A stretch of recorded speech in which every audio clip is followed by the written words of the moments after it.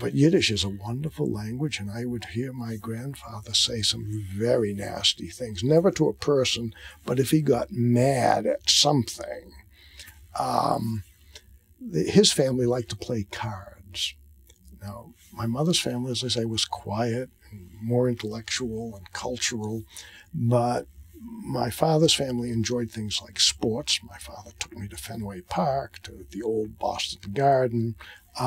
They liked the American culture a lot, and they used to play cards, and they were fierce card players, very competitive. And my grandfather would play with them. And my grandfather was that same person who in the old country had not been a good soldier. And one of the reasons was he was very deliberate and slow. And everybody else in the family took after his wife, my grandmother, and they were fast and they wanted things done. So when they played cards, my grandfather, everybody else would go rapidly, and my grandfather would sit there thinking. And they would say, "Come on, Pop! You know what, to get off the pot." And my grandfather invariably would lose, and he'd throw his cards down, and he would say, "Farshtunkene karte!" Stinking cards.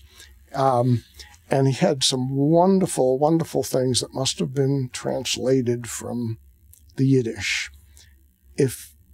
And I've heard my father repeat them, and you'll forgive me if, may I say one of them? Because it's unique to Boston. When somebody got you really mad and was just giving you a very hard time, you would say, "Go, oiskaken, in your hat, and pull it over your ears in front of Filene's." Now, that was, Filene's, of course, was the big department store right across from Jordan Marsh. They were the two big stores. So that was a typical Yiddishism translated to the English side, and all kinds of funny words, kushmatukas, and so on and so forth, that we learned as kids. And that now my son, who is not Jewish and who doesn't look Jewish, can come out with any of these things and surprise people, and they don't know what he's talking about.